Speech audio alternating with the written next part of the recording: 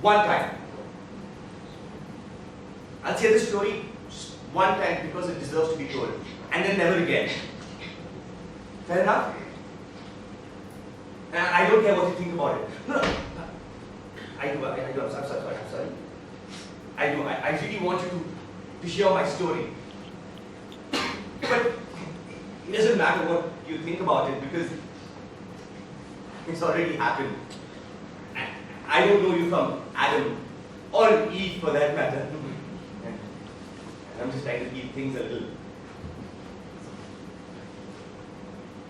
What's that you're drinking? Wine. Red. Feel free. Drink as much as you want. It's free. It comes with the room. I don't drink myself. Water. But I'd hate to see it go waste. You know, I mean, not that it would go waste, because the next person who takes the room would get it. But you know what I'm saying. Yeah. So bottoms up or whatever they say at the bar nowadays. The loser the better on this one. And if you forget what happened tonight, tomorrow morning, it'll be even better.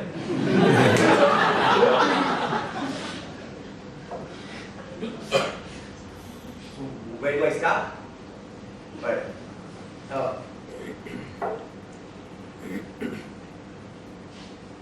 I'm in sales. You know, I prefer to work from the office. You know, I don't like meeting clients and driving out, so I take my calls from the office. It wasn't always like that. You know, when I first joined, I had to do those things because lower end of the pole and all of that. But once I got my MBA, I was foot in the door. You know, I prefer it in the office. You know, the atmosphere, faxes whizzing by, people running around, emergency staff meetings. You know, it's like a kid playing at war. I mean, not exactly, but you know what I'm saying, right? What do you do? You're in sales, right? I thought so. No, I mean it in the complimentary way. It looks like you could sell things. Right, okay. I'm it's a high pressure situation that I'm in. I'm not complaining, I get paid for it. But I thought I should lead in the right way. No excuses, nothing of the sort. Okay.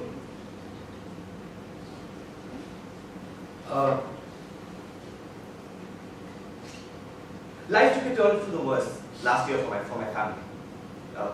Yeah, actually 2 years back. We lost a newborn kid. Not newborn, 5 months old. Emma, her name. It was a Friday, I think. Yeah. Deb was going to my wife. She was going to the supermarket to pick up some milk with her mother, who'd come to stay for a couple of weeks. And she put Emma down on the bed. Emma had been sleeping with us from day one. We heard it's good for bonding, or maybe Deb her in the church. Anyway, she slept on the bed with us, and Deb tucked her in and told me to keep an eye on her. And they left. I went to the living room to watch some TV. I must have dozed off in the love seat. Emma's grandmother found her half an hour later under the blankets. This huge red and maroon comforter, I think, you know, we got it for our wedding. Smothered under the blanket. The police came. You know, they always do for an infant dead, they said. I was just getting over it myself, you know, stopping crying. And Deb was just sitting there and looking away into the distance, just sitting. And he was asking us a lot of questions. It was a routine procedure, it seems. He asked me questions like, where was I, and how long was I away, and you know, for God's sake, I'm sitting there on the edge of the sofa, looking through the hallway, in the bedroom where my daughter was. But he was asking questions. And he asked me, how long was it before I checked on her? Did I check on her? And what kind of a question is that? It's an open question, right? Like, if I didn't check on her, I'm not a good dad. He didn't come out and say it, but it hung there. And if I had, maybe she'd have still been alive, right? I mean, maybe.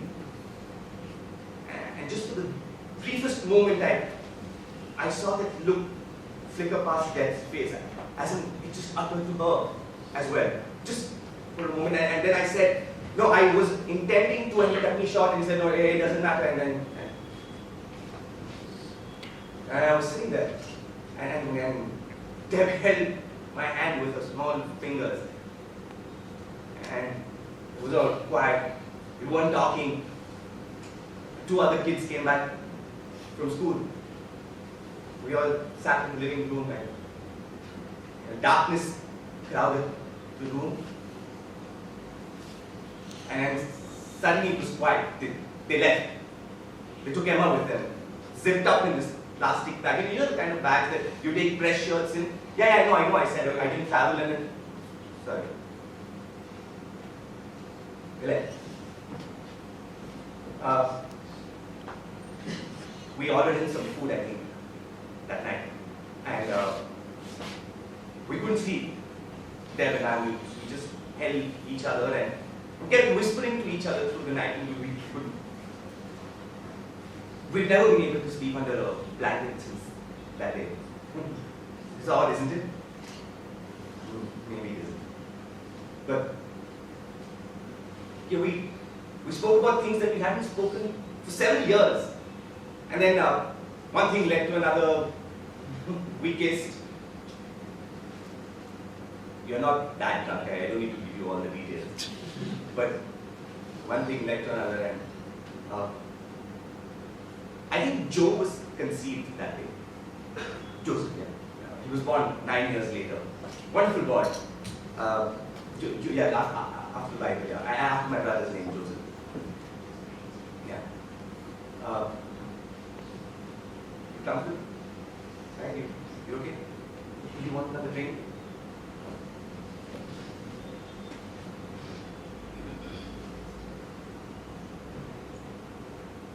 You sure you have the time?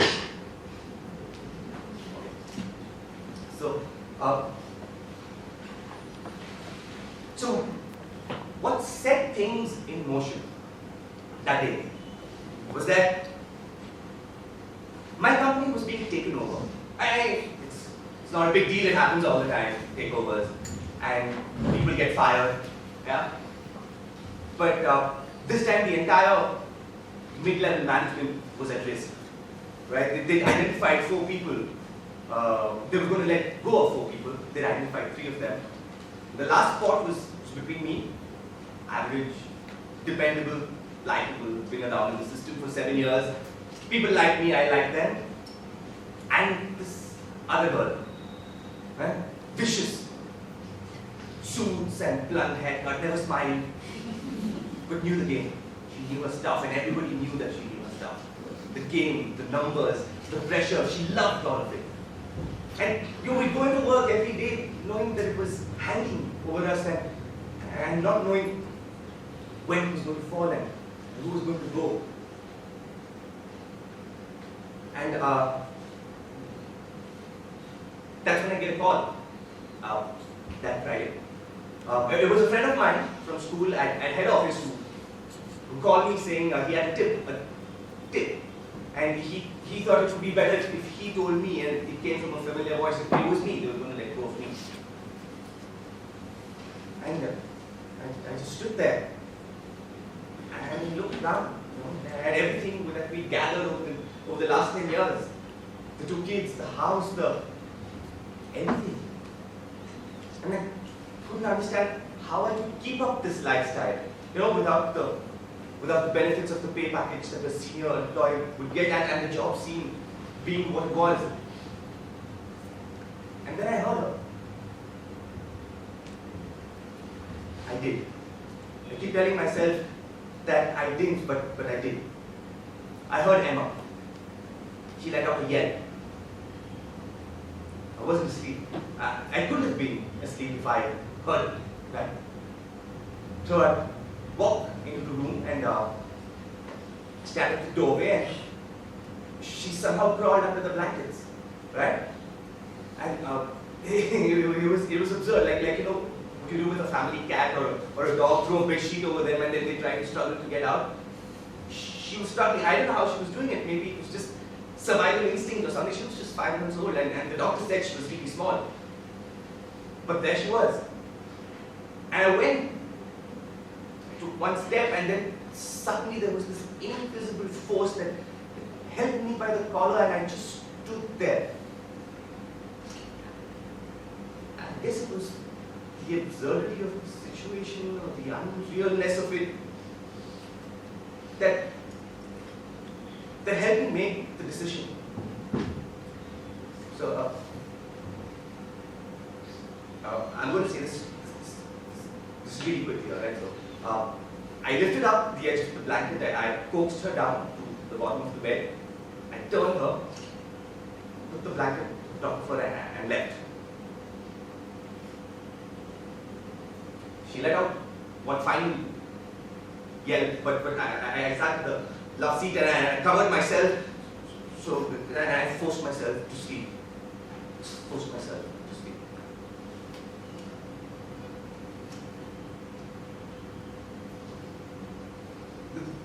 The point I'm trying to make is that it didn't have to be that way, I took a risk. I took a calculated risk for my family. Right? I was hoping that they wouldn't let me off or because of the incident, but it didn't have to be that way. If Deb hadn't looked at a couple of magazines in the supermarket, if her mother hadn't stopped to talk to a couple of friends, all I'm saying is that it was fate, okay? It was fate that took her away. The whimsy of a lingering red light, she talking to a couple of friends. I could have gone and slept beside her, right? And I wouldn't have known it, and she'd still be gone, right? And so you go on and on and on and on. I get my job, I did. And recently there was this annual conference that our company had, so I went for it. And at one of the sessions, I went to the urinal, and my friend was there from head office, and he was just trying to keep the situation light, and he said, "Boy, I really got you that day, didn't I?" And I looked at him. My flag still open. I understood what had happened. We always did this to each other in school. We pranked each other all the time. And he knew that it wasn't me, but he couldn't help ridding me about it, so he called me and he pranked me. It was clear what he'd done. He was going to buzz me on Monday morning and then tell me about it, but by then, he got me.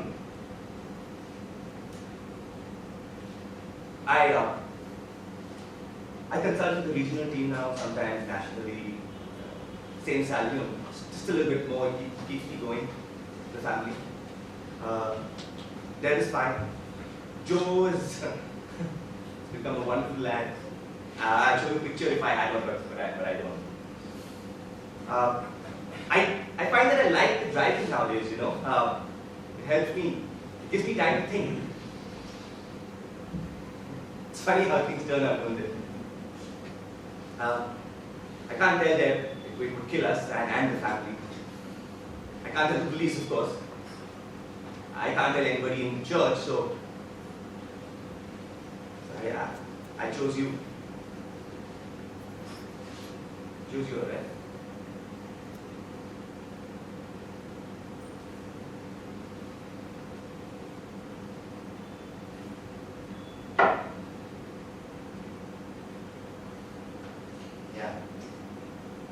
It's late. You should go. And thank you, you've been very kind. Do you have any kids? No? When you do, Be good to them, okay? Nothing like kids in the world.